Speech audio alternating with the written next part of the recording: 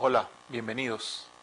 Estamos en la sesión 13 ya de nuestro curso Microeconomía, en nuestra licenciatura de Mercadotecnia. Como saben, pues mi nombre es Galo Moncada y vamos a retomar esta sesión, ¿no? La clase pasada terminamos un poco un tema muy importante y empezamos a ver a la empresa y ciertas estructuras de mercado. Y habíamos dicho que la forma en que se organizan las empresas son a través de propiedad, a través de una sociedad o una corporación. Y habíamos definido específicamente que una propiedad es una empresa de un solo dueño que tiene responsabilidad ilimitada. En cambio, una sociedad es una empresa con dos o más dueños que tienen responsabilidad ilimitada. A diferencia de una corporación que es una empresa de uno o más accionistas, que es diferente, ¿verdad? Y de responsabilidad limitada. Pues ustedes conocen a las corporaciones, Ford, Chrysler, etcétera, ¿no? Generalmente las corporaciones se caracterizan porque en su nivel de ventas, en su nivel de activos, tienen un nivel de ventas que puede superar incluso a los productos internos brutos de muchos países en vías de desarrollo. Y esa es la razón por la cual se las conoce con el nombre de corporación. Son empresas muy grandes que pueden desarrollar economías de escala. Por ejemplo, Walmart, ¿no? Walmart desarrolla economías de escala. A medida que incrementa su nivel de producción, disminuye su nivel de costos. Walmart es un buen ejemplo de lo que sería una economía de escala. Entonces es muy importante tomar en cuenta esto. La empresa es el centro de la economía, Hoy en día se está fomentando mucho a la pequeña y la mediana empresa. Hay una relación incluso que se puede decir de tipo inversa. Existe una relación de tipo inversa entre desempleo y emprendedurismo, ¿no? Y pequeñas y medianas empresas, microempresas, ¿no?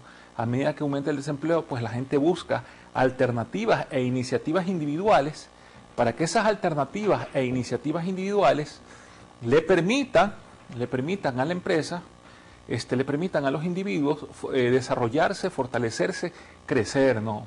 Y es así como existen varios tipos de empresas en ese sentido, ¿no? Por ejemplo, una microempresa puede pasar a ser una pequeña empresa, luego puede pasar a ser una mediana empresa, finalmente puede ser una empresa gacela, es decir, una empresa que comienza a crecer a una velocidad tal y, ¿por qué no?, en el largo plazo convertirse en una empresa tractora que ya es una empresa grande, ¿no? Acuérdense que las empresas tienen encadenamientos, ya sea hacia adelante o hacia atrás. Hacia adelante, pues, es con los distribuidores. Una empresa que comienza a crecer va a hacer crecer líneas de distribución y va a generar muchos empleos y muchas ocupaciones. Y ese es hacia adelante, y hacia atrás con los proveedores, ¿no? También puede fortalecer su encadenamiento de proveeduría, ¿no? Entonces, son cuestiones muy importantes que debemos de tomar en cuenta, ¿no? Entonces, las formas en que se organiza la empresa son propiedad, sociedad y corporación, ¿no? Ahora, esta empresa que el objetivo fundamental es tomar materias primas o insumos para convertirlos en productos terminados y poder satisfacer muchas necesidades con la oferta de bienes y servicios. Esta empresa se puede desenvolver en muchos tipos de mercado. Puede ser que esta empresa esté en un mercado de competencia perfecta, ¿no?, que es el tema que vamos a desarrollar en esta sesión. Puede ser que esté en un mercado de monopolio, donde solamente existe un solo productor, o puede estar en un mercado oligopólico, donde existen pocos productores, o puede ser, pues, que se encuentre en un mercado de competencia monopolística. Lo importante es que la empresa sepa interactuar. Acuérdense, en el mercado todas las empresas compiten, todas las empresas trazan sus estrategias. El objetivo de trazar las estrategias es ganar mayor participación y comienzan a aplicar estrategias ya sea en precio, en calidad, en canales de distribución, en publicidad, ¿no?, etcétera, ¿no? Esa es la forma como las empresas buscan posicionarse y ganar mercado. Y ese posicionamiento es lo que les permite tener una demanda efectiva mucho mayor de lo que antes tenían, y de esa manera esa demanda efectiva les permite generar ventas y así tener un mayor nivel de utilidad. tener un mayor nivel de utilidad. Pero bien, ¿todo esto para qué? Todo esto con el siguiente objetivo. El objetivo particular es que en esta sesión iniciaremos el estudio de las estructuras de mercado existentes y fundamentalmente nos enfocaremos en el análisis de la competencia perfecta. Y el objetivo específico es que al terminar la sesión, el estudiante podrá entender por qué una empresa en este mercado no está en capacidad en fijar precios, maximizar la utilidad y determinar su punto de equilibrio. Esos son los objetivos, tanto particular como específicos, de los que vamos a ver hoy, ¿no? El punto de quiebre, ¿no? Y determinar su punto de quiebre. ¿Qué ocurre? El mercado de competencia perfecta, que lo vamos a estudiar a más detalle en esta sesión, el mercado de competencia perfecta suele ser, pues, se lo considera un poco, no, sí podemos encontrar ejemplos como los mercados agrícolas, como la bolsa de valores, pero a veces se lo considera un poco utópico. Generalmente Adam Smith creía mucho en la competencia porque es a través de la competencia en que los precios, cuando los productores no están en capacidad de fijar un precio, es que el consumidor se puede ver beneficiado. Pero muchas veces ciertas corporaciones que son más bien estructuras oligopólicas utilizan este concepto de la competencia para ejemplificarse, ¿no? Pero no son ellos un ejemplo de competencia perfecta, ¿no? Entonces, una de las ventajas que tiene la competencia o la libre competencia cuando existen muchas empresas es que los procesos de innovación en ciertas industrias crecen a un nivel mucho mayor, ¿no? La innovación crece. Cuando existe una estructura oligopólica o monopólica, la innovación se detiene. ¿Por qué? Porque son pocas entradas, ¿no? Son pocas entradas. Incluso, pues, para hacer análisis de la industria, les voy a poner un pequeño ejemplo para hacer, antes de entrar y profundizar en esto. Para hacer análisis de la industria, pues hay un doctor que se llama Michael Porter, que para poder determinar y realizar un análisis de la industria y de sectores competitivos, aplica pues lo que se conoce con el nombre del anillo de Porter. Y el anillo de Porter es algo más o menos que tiene la siguiente forma, ¿no? O sea, es una especie de anillo .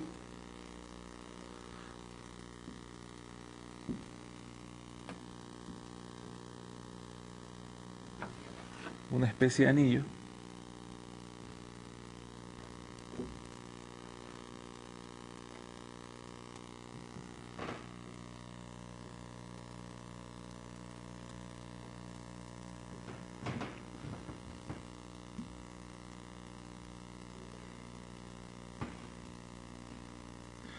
Y en ese anillo tenemos fundamentalmente lo siguiente: la rivalidad interna,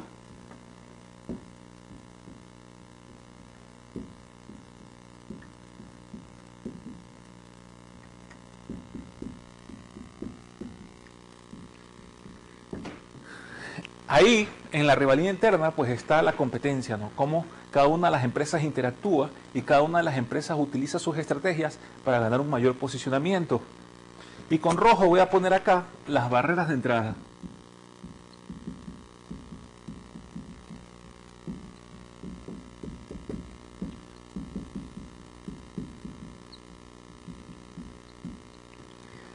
¿Qué es esto de las barreras de entrada? Las industrias tienen barreras de entrada. Las industrias tienen barreras de entrada. ¿Qué significa que tengan barreras de entrada? Significa que no es fácil entrar a una industria, ¿no? ¿Por qué? Porque esa industria puede tener economías de escala, ¿no? Y las economías de escala, el costo de producción es demasiado bajo para poder uno penetrar en el mercado, ¿no? Puede ser otra barrera de entrada, altos requerimientos de capital. Un ejemplo de eso es la industria financiera. En la industria financiera y sobre todo en la banca, para poder operar en la banca, se necesitan altos requerimientos de capital, ¿no? Y eso también constituye una barrera de entrada.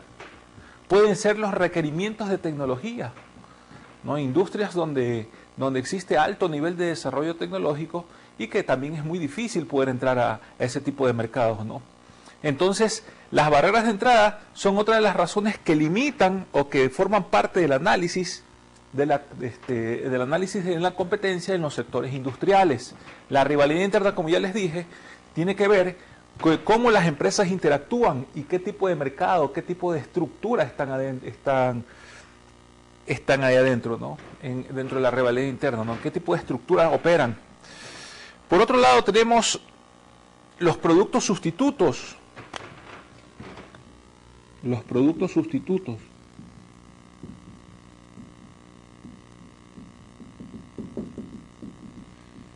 Acá el poder de negociación de los proveedores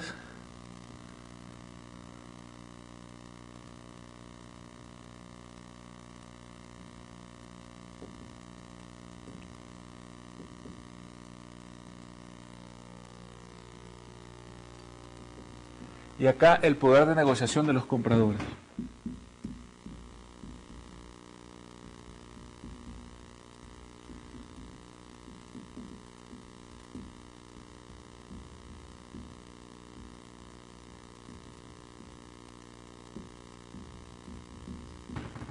El poder de negociación de los proveedores y el poder de negociación de los compradores. Entonces, ahí está el anillo de Michael Porter, ¿no? Las 5 fuerzas. Aquí cuando vemos los productos sustitutos, siempre que nosotros vayamos a entrar a una industria, tenemos que tomar en cuenta que no solamente las empresas que están ofreciendo el mismo producto que nosotros o el mismo servicio son nuestra competencia. Existen productos sustitutos. Y esos productos sustitutos también van a impactar dentro de la rivalidad interna. También va a impactar dentro de la rivalidad interna. Otro punto importante, ¿verdad?, son tanto el poder de negociación de los proveedores como de los compradores. Tanto los proveedores como los compradores, ¿no?, es lo que yo les decía, ¿no?, el encadenamiento hacia adelante y hacia atrás. Tanto los proveedores como los compradores tienen un poder de negociación y pueden estar en una situación de un poder de negociación fuerte como en un poder de negociación débil, ¿no? Eso puede pasar con los proveedores y también con los compradores. Los compradores pueden estar en una situación de un poder de negociación fuerte como un poder de negociación débil, ¿no? Entonces, ¿qué ocurre con los proveedores? Cuando están en una situación fuerte, están en una posición de fortaleza en la negociación con respecto a las empresas en una industria, cuando existe solamente un solo proveedor, o cuando existen solamente pocos proveedores, o cuando esos proveedores se especializan, ¿no?, y son uno o dos, y esos proveedores son los únicos en dar y en ofrecer los insumos a las empresas que operan en esa industria.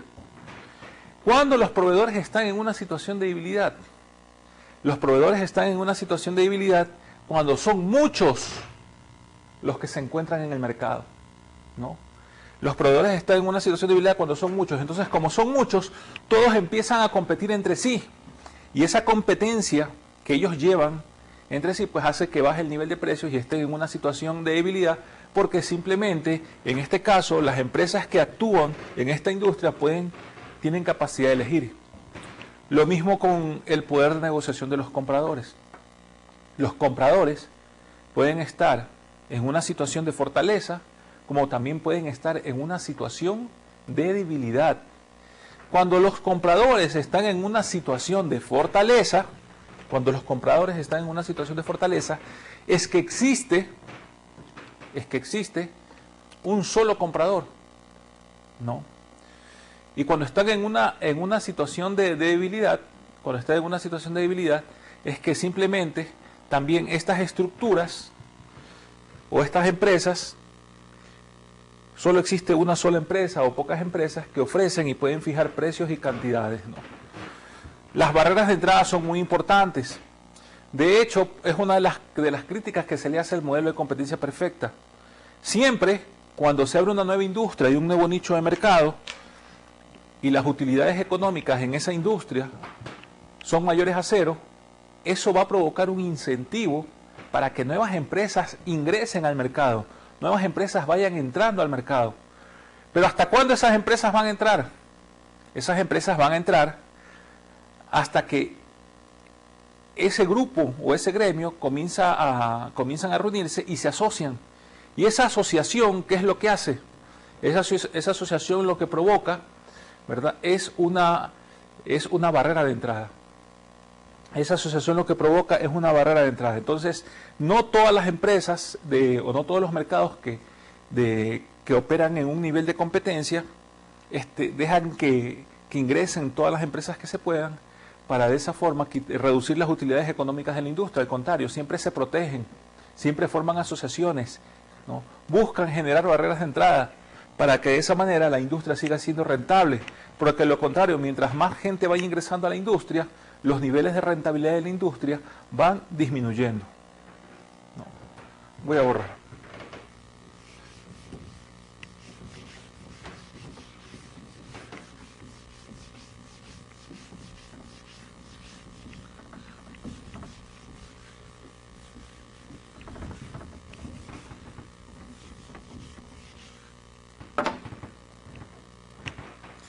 Entonces, ¿cuáles son las características de la competencia perfecta? Se considera la competencia perfecta, como dice el primer punto, la forma más extrema de competencia, ¿no? Se considera la competencia perfecta la forma más extrema de competencia. Y como les había manifestado, existen muchas empresas en el mercado. Todas esas empresas ofrecen un mismo producto, ¿no? O lo que podemos decir un producto homogéneo, o lo que consideramos un producto homogéneo, ¿no? Todas las empresas ofrecen un mismo producto. Existen muchos compradores. Hay libre entrada a la industria, es decir, las empresas, cuando es competencia perfecta, que es el modelo de competencia extrema, como vimos aquí, como teníamos marcado aquí, las barreras de entrada pues son nulas, ¿no? Y eso es muy difícil que se dé en la realidad en un mercado, porque siempre los participantes que están en ese mercado o en esa industria van a defender sus niveles de rentabilidad. Hay libre flujo de información. En la competencia perfecta, una de las características es que existe libre flujo de información. Esa también es otra de las cuestiones que es muy improbable que en la realidad se den. ¿Por qué? ¿Por qué es muy improbable que en la realidad se den, que exista libre flujo de información? Porque sencillamente o simplemente, siempre cuando se está en los procesos de innovación, de investigación y desarrollo, siempre se busca que esa información no fluya, e incluso se busca generar patentes, etcétera, ¿no? Las empresas son muy celosas de la información con sus competidores, porque si la competencia sabe cuáles son las estrategias que estamos tomando, entonces automáticamente ellos pueden también tomar medidas y estrategias para contrarrestar nuestro avance dentro del mercado. La competencia perfecta, una de las características que tiene es que su utilidad, maximiza su utilidad cuando el precio es igual al costo marginal. La competencia perfecta maximiza su utilidad cuando el precio es igual al costo marginal. Acuérdense aquí, y quizás más adelante lo dice, la curva de demanda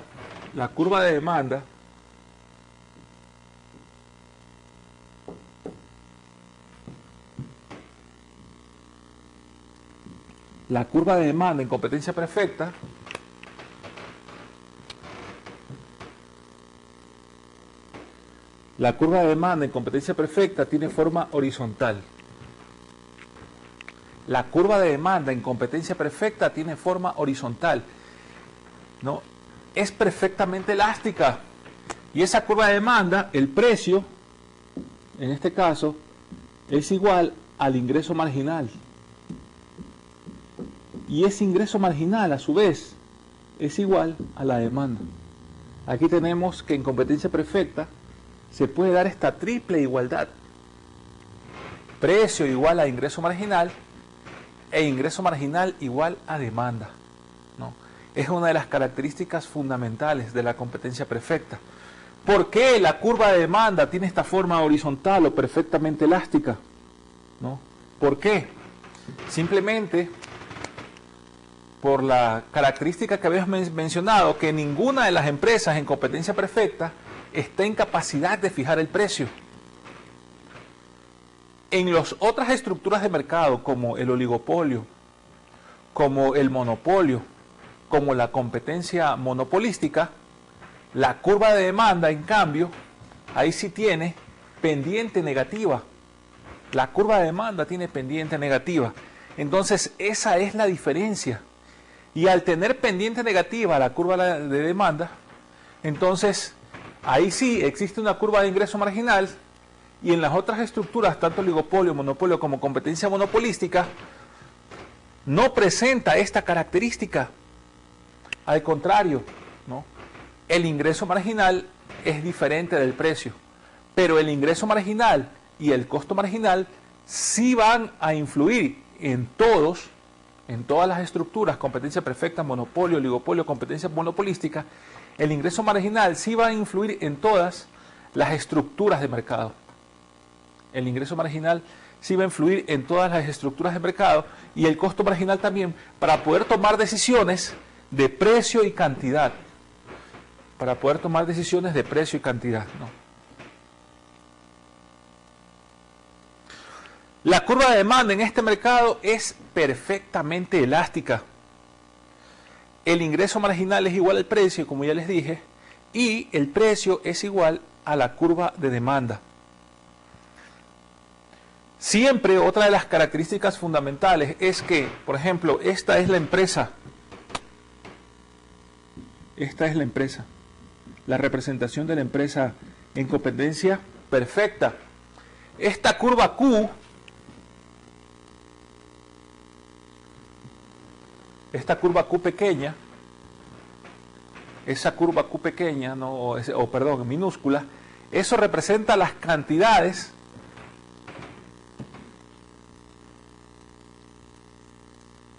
de la empresa.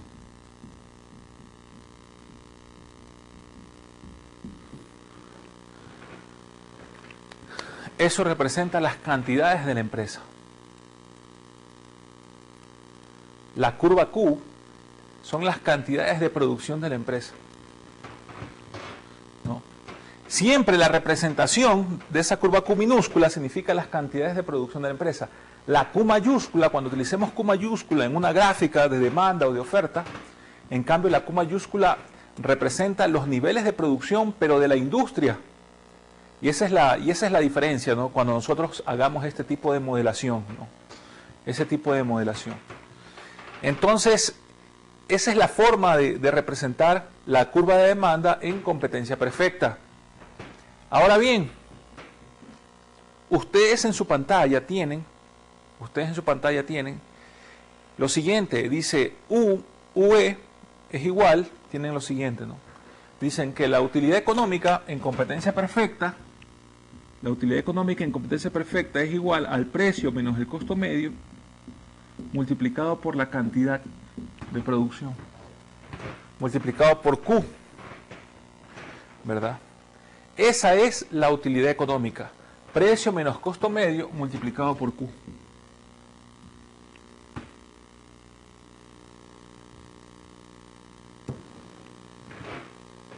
Precio menos costo medio multiplicado por Q.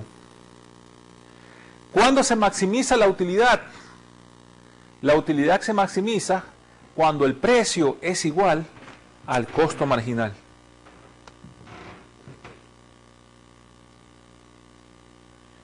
Acuérdense, aquí está la curva de costos medios.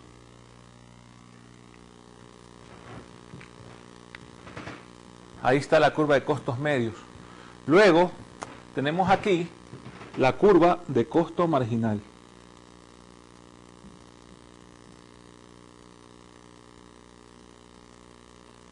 Y aquí está Q asterisco. Aquí está el costo medio. Y aquí está el nivel de utilidad económica.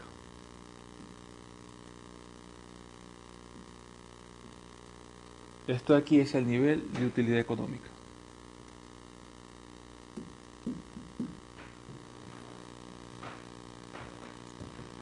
Ahí está el nivel de utilidad económica.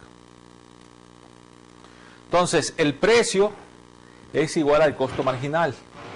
Y aquí tenemos Q asterisco, ¿no?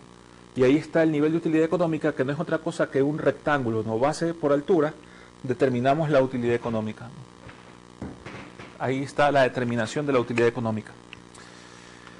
Otra de las características de la competencia perfecta es que los factores productivos de las empresas son homogéneos. Esa también es una característica muy difícil de cumplir en el mundo real, ¿no? Que los factores productivos son homogéneos, ¿no? Entonces, no todos los factores productivos son homogéneos, ¿no? Quizás los productos sí pueden ser homogéneos porque las naranjas que tenga un cierto hacendado o empresario para su producción son iguales a otras naranjas de otra finca o parcela. Pero no todos los productos son homogéneos. Es muy difícil que los productos sean homogéneos. Los factores productivos de las empresas son homogéneos. Pero ya sabemos qué es esto de los factores productivos, ¿no? Los factores productivos son los recursos humanos, los recursos naturales, los recursos financieros y lo principal, la tecnología. Acuérdense, la tecnología en este momento, si bien es cierto, aumenta la productividad, si bien es cierto que la tecnología ha logrado desarrollar economías de escala, también la tecnología le ha pegado mucho al empleo, ¿no? Le ha pegado mucho al empleo. Y un ejemplo muy básico, ¿no? Cuando ustedes van a tomar un vuelo, antes los atendía en el counter, los atendía en el mostrador, una persona para que ustedes chequen su pasaporte y su equipaje. Hoy en día eso lo pueden hacer por internet. Entonces, la tecnología y ya es un puesto de trabajo menos para esa persona que atendía la checada de equipaje, ¿no? y de pasaportes. Y aquí está. La gráfica que ustedes tienen ahí en su pantalla es exactamente esta gráfica. La gráfica que ustedes tienen en su pantalla es exactamente la misma gráfica. El nivel donde maximiza la utilidad, la competencia perfecta, es aquí. Precio igual a costo marginal, ¿no? Aquí se maximiza la competencia perfecta, es decir, el precio es igual al costo marginal. En ese nivel se maximiza la utilidad. Precio es igual a costo marginal. Muy bien.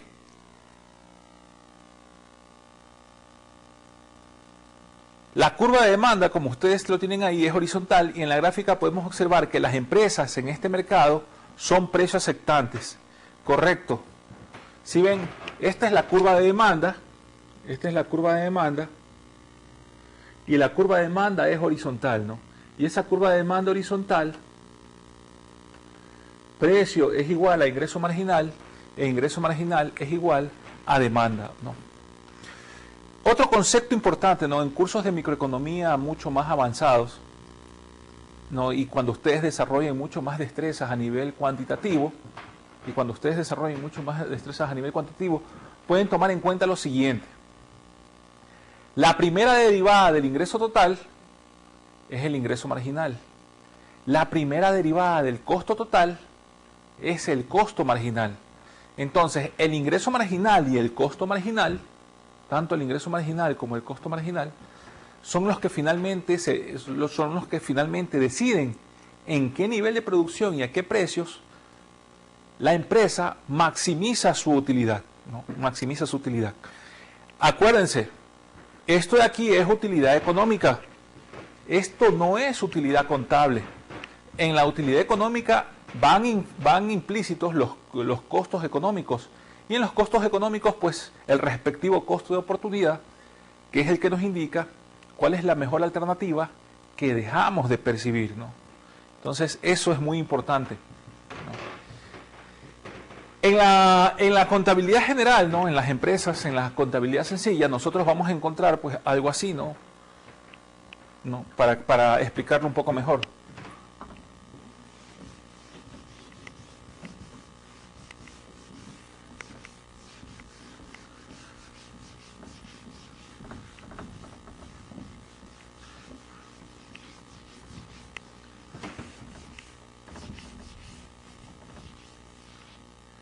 Vamos a explicar algo así, ¿no?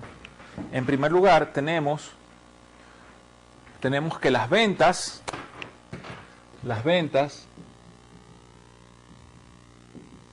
menos el costo de venta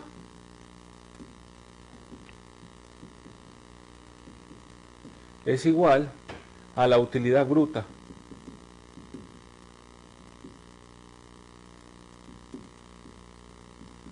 Si a esto le restamos los gastos de operación, que son administración y ventas, entonces tenemos aquí la utilidad operacional.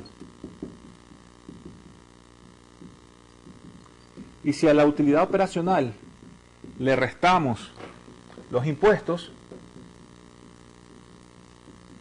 finalmente tenemos como resultado la utilidad neta.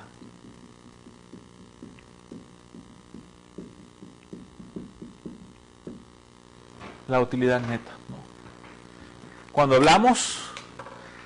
estamos haciendo el análisis de costos, no nos estamos refiriendo a este tipo de utilidad, que es una utilidad netamente contable, porque aquí no van inmersos los costos de oportunidad. Las decisiones económicas, en cambio, siempre incluyen los llamados costos de oportunidad, ¿no? Eso es un punto muy importante. Y bien, a continuación, ¿qué tenemos en la gráfica? ¿Qué tenemos en la gráfica?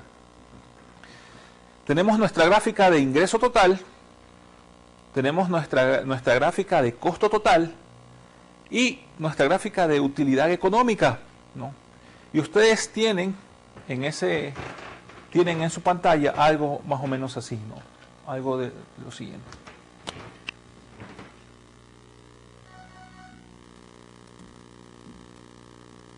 Algo como lo siguiente, ¿no? En primer lugar tenemos el nivel de pesos, aquí el nivel de cantidades,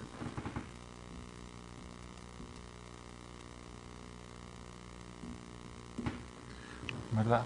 Pesos, cantidades. Luego tenemos el ingreso total,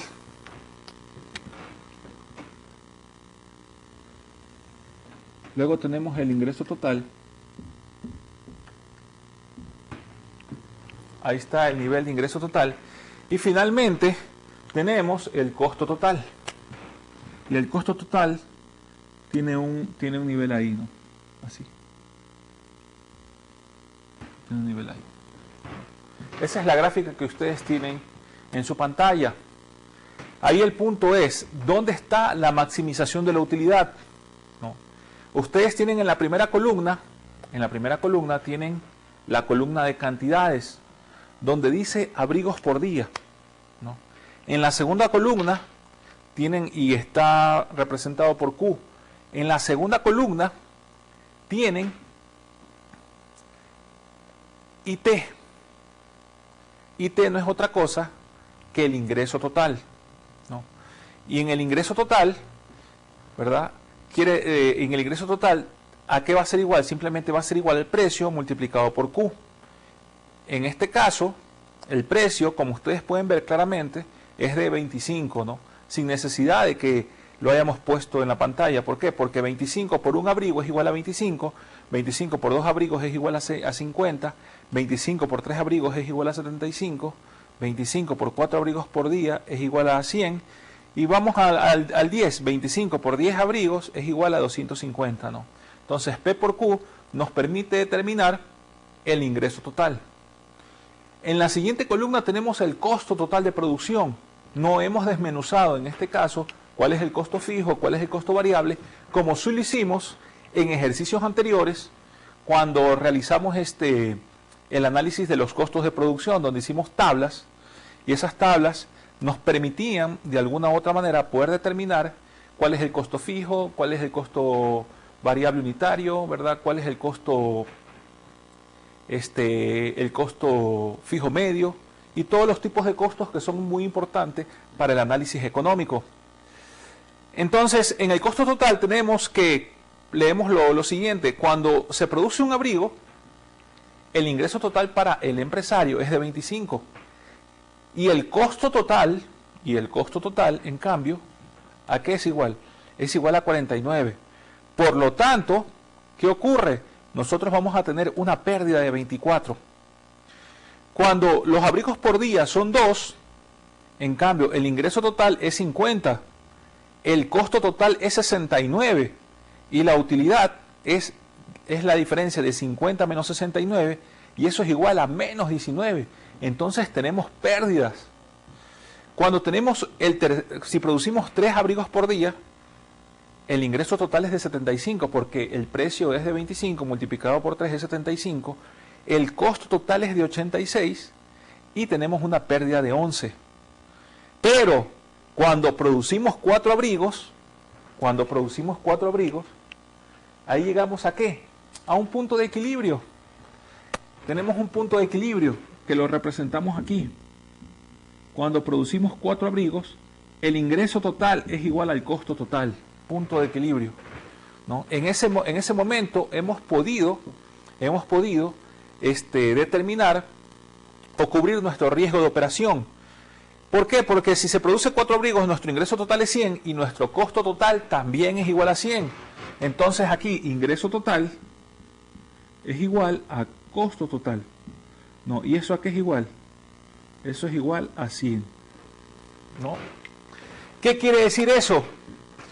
Que si nosotros producimos Q mayor a 4, vamos a estar en este rango y en este rango vamos a tener un nivel de utilidad económica, ¿no? Si producimos más de 4 abrigos, pero si producimos menos de 4 abrigos, vamos a estar en este rango y aquí vamos a tener un nivel de ¿qué?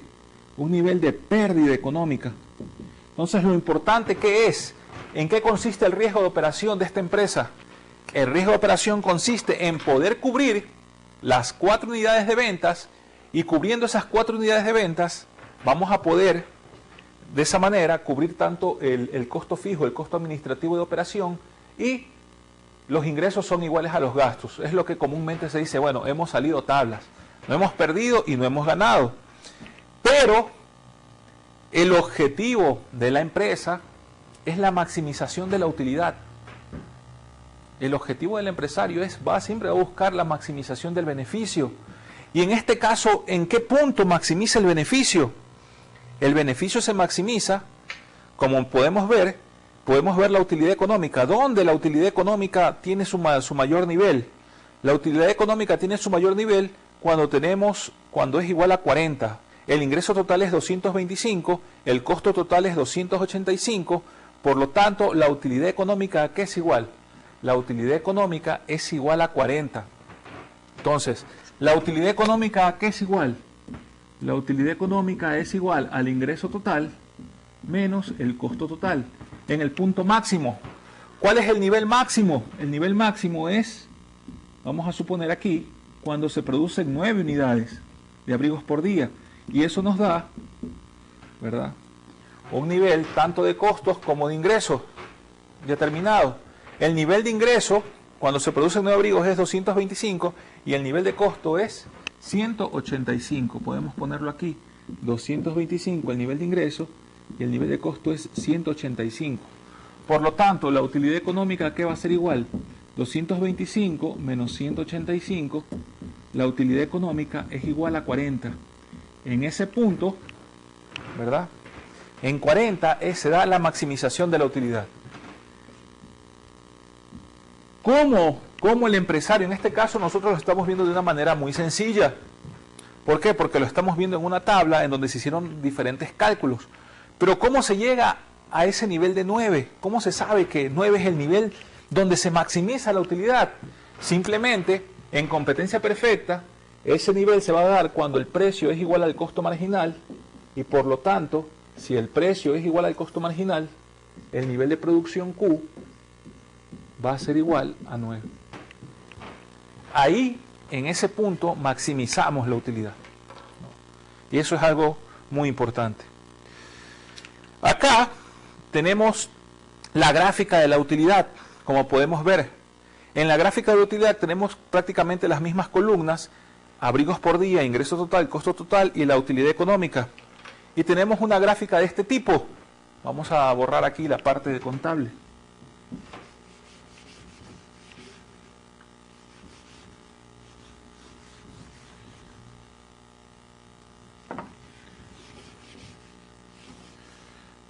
tenemos una gráfica de este tipo.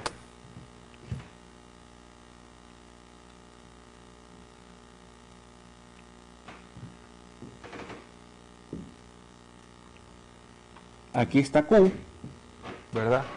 Y aquí está los pesos. ¿Cómo está la gráfica? Es una gráfica de utilidad, simplemente. Entonces va así. Entonces en este punto es la maximización de la utilidad. Cuando Q asterisco es igual a 9. Ahí se maximiza la utilidad. Estamos en un nivel máximo. Cuando Q es igual a 9.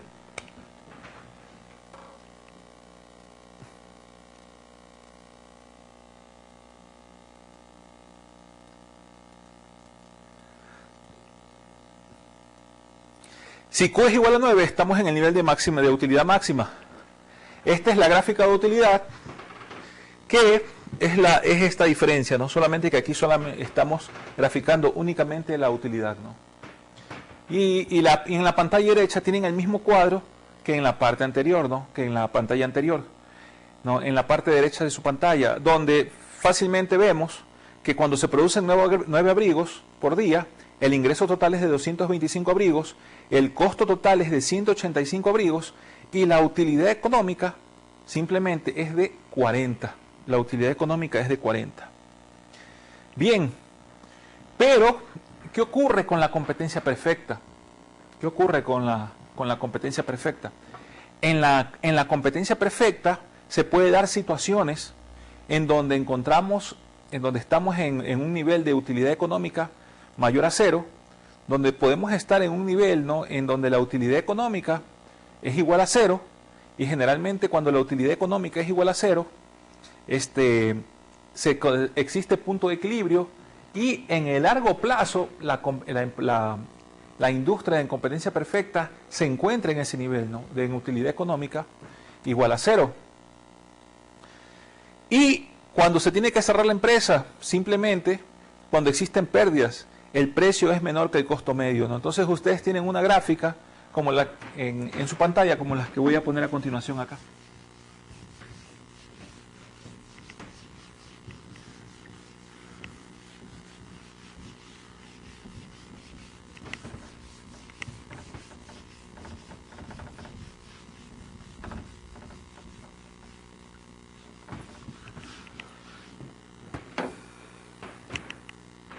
Como la que... Entonces aquí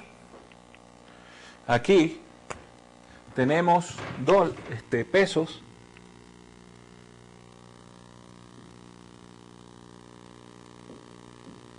y acá tenemos Q. Aquí tenemos pesos y acá tenemos Q. Luego tenemos nuestra curva de costos medios.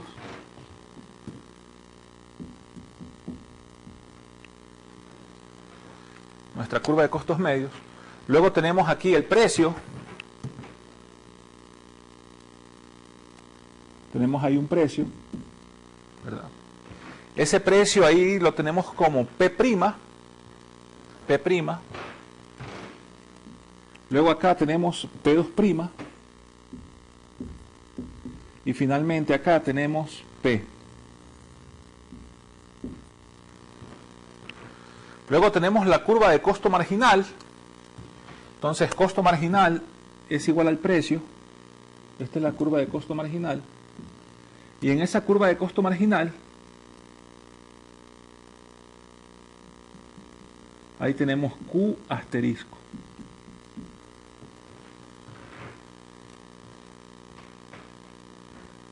Ahí tenemos Q asterisco, ¿no?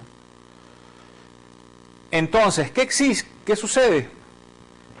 Aquí tenemos la escala mínima eficiente, que es Q o Q'. ¿Qué sucede? ¿Qué sucede cuando el precio, cuando tenemos un nivel de P2'? Si hay un nivel de P2', esto lo que ocurre aquí es que existe utilidad económica. ¿Por qué existe utilidad económica?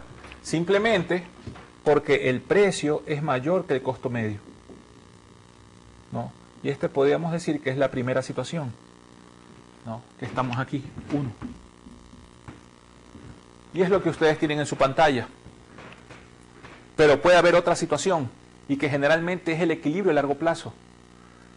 Cuando, por ejemplo, acuérdense del típico negocio, ¿no? El café internet. Al principio fue el boom, ¿no? Pues todo el mundo ponía café internet, ¿no? ¿Por qué? Porque el margen de utilidad económica era bueno. Pero después comenzaron a llegar muchos más café internet, y simplemente el margen de utilidad del café internet se fue reduciendo. Y en el largo plazo, pues las utilidades económicas son mayores a 0. ¿Qué sucede aquí en el nivel 2? En el nivel 2, el precio o P', ¿verdad?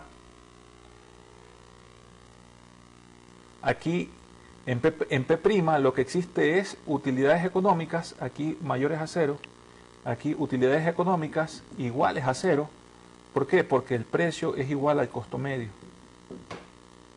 que es la situación 2. No, esta es la 1 y esta es la 2. Y finalmente, para llegar a una situación 3,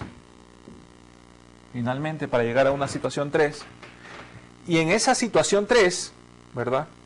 Tenemos que el precio, ahí existen pérdidas económicas. ¿Por qué existen pérdidas económicas? Porque la utilidad económica, en este caso, existen pérdidas porque la utilidad económica es menor a 0. Y si es menor a 0, ¿eso qué implica? Simplemente que el precio es menor que el costo medio. ¿Por qué es importante el costo medio? Porque el costo medio me va a ayudar a determinar el rango de utilidad económica y en qué rango estoy produciendo. En el rango de economías de escala mínima eficiente, de deseconomías de escala, o simplemente de rendimientos constantes a escala. Y aquí está el equilibrio a largo plazo, ¿no? En el equilibrio a largo plazo, la utilidad económica es igual a 0. El costo marginal de largo plazo es igual al costo medio de largo plazo, ¿no? Y tenemos que en el largo plazo el nivel de equilibrio se encuentra en la siguiente igualdad. Precio igual a costo medio, el costo medio es igual al costo marginal, y eso es igual al costo medio de largo plazo y al costo marginal de largo plazo, ¿no? Como ustedes lo pueden ver en su pantalla, es una gráfica un poco parecida a esta, ¿no? Pero la diferencia es que esa curva roja es una curva envolvente de costos medios de largo plazo que representan diferentes costos medios de corto plazo, ¿no? Porque a medida que la empresa, como cuando vimos la senda de expansión empresarial, a medida que la empresa va evolucionando, y tomemos el ejemplo nuevamente de las pymes, una micro quizás en el corto plazo pueda ser pyme y en el mediano plazo quizás pueda ser una gacela. ¿Y por qué no en el largo plazo una tractora? No, aunque quizás sea un poco más difícil en esta estructura oligopólica que existe en el mercado a nivel global, ¿no? Pero puede ser ahí una alternativa. Y bien, para terminar pues esta sesión vamos a ver ciertas características de monopolio, ¿no? Entonces, el monopolio es una industria en la cual existe un solo productor de un bien o servicio, que no tiene sustitutos e impide la entrada de nuevos competidores, ¿no? Generalmente en el Estado, cuando los países tienen recursos estratégicos y esos recursos estratégicos ayudan a financiar las operaciones de los gobiernos, esos recursos estratégicos se toman como monopolios, como son el gas, ¿verdad? Como son el petróleo, ¿no? Una barrera de entrada es un impedimento legal o natural que impide la llegada de nuevos competidores. Una barrera de entrada es un impedimento legal, ¿no? Ya vimos, ¿no? En el esquema de Porter, en el esquema de Michael Porter y las 5 fuerzas, cuando se analiza una industria, pues siempre las barreras de entrada impiden el ingreso de nuevos competidores, ¿no? En el monopolio la curva de demanda tiene pendiente negativa. ¿Por qué ya no es horizontal?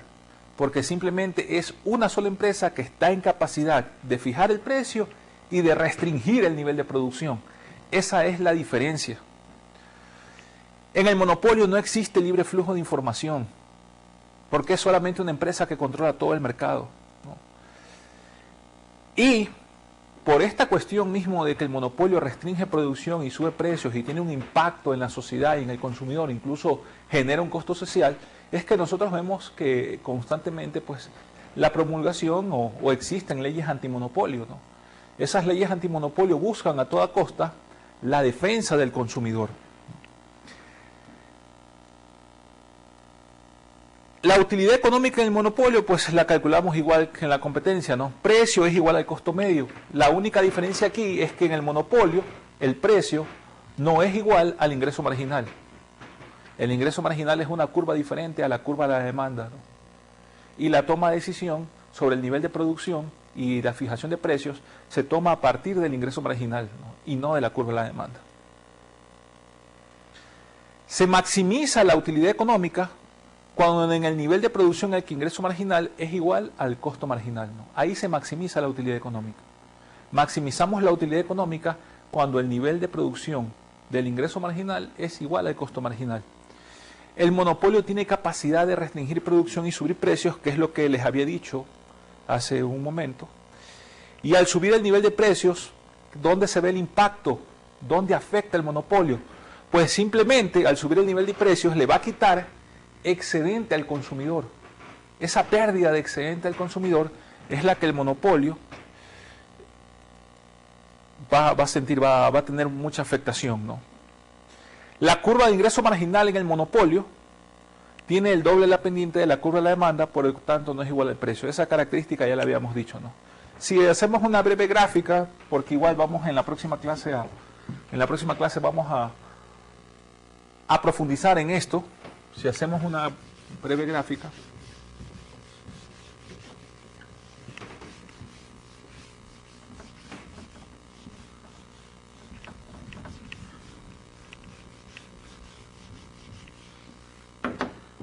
podemos decir que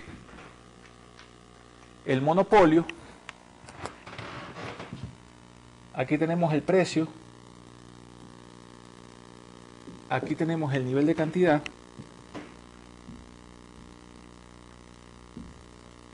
podemos decir que el monopolio o la curva de la demanda tiene esta forma. En cambio, la curva de ingreso marginal tiene esta forma, ¿no? Esa es la representación de la curva de demanda del monopolio, ¿no? Entonces aquí podemos decir que esta curva es P igual a B menos la pendiente multiplicado por Q. Y la curva verde, ¿a qué es igual? La curva verde es igual el ingreso marginal es igual a B menos el doble de la pendiente multiplicado por Q.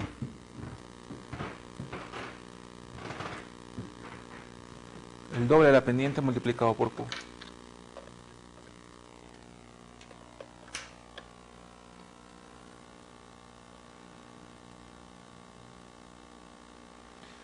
¿Qué podemos decir como conclusión con respecto a esta clase, ¿no? Que el modelo de competencia perfecta es el caso más extremo de competencia. En este mercado todas las empresas son precios aceptantes. En la competencia perfecta existe el libre flujo de información y los factores productivos que se utilizan en la producción son homogéneos.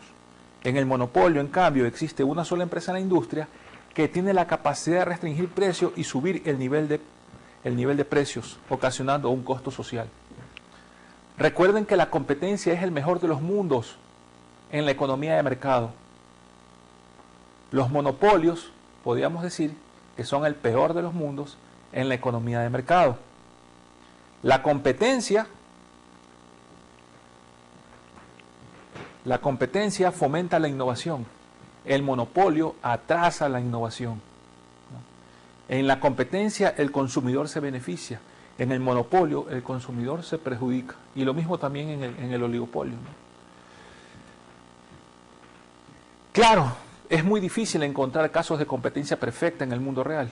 Son pocos, ¿no? Como habíamos dicho ahí, mercados agrícolas, también habíamos mencionado sobre la bolsa de valores, pero lo importante en los países es fomentar la competencia y romper un poco las estructuras oligopólicas, porque esas estructuras oligopólicas, sobre todo en sectores estratégicos, generan altos costos de producción a las demás empresas y a la economía en general, y ese país o esa economía pierde absolutamente competitividad, y eso es lo que hay que tomar en cuenta. Recuerden, no es lo mismo competitividad que competencia. En la competencia son empresas, ¿no?, intentando ganar participación de mercado. La competitividad tiene que ver con la disminución y la eficiencia de los costos de producción y de los procesos productivos en un determinado sistema económico, ¿no? Eso es algo muy importante en tomar en cuenta. Pues bien, hemos llegado al final de nuestra sesión. Espero de que haya sido de su agrado. Tenemos que leer los capítulos, como saben, y realizar las actividades. No dejen de ser constantes en esto y eso les asegurará el éxito y una muy buena calificación para aprobar este curso.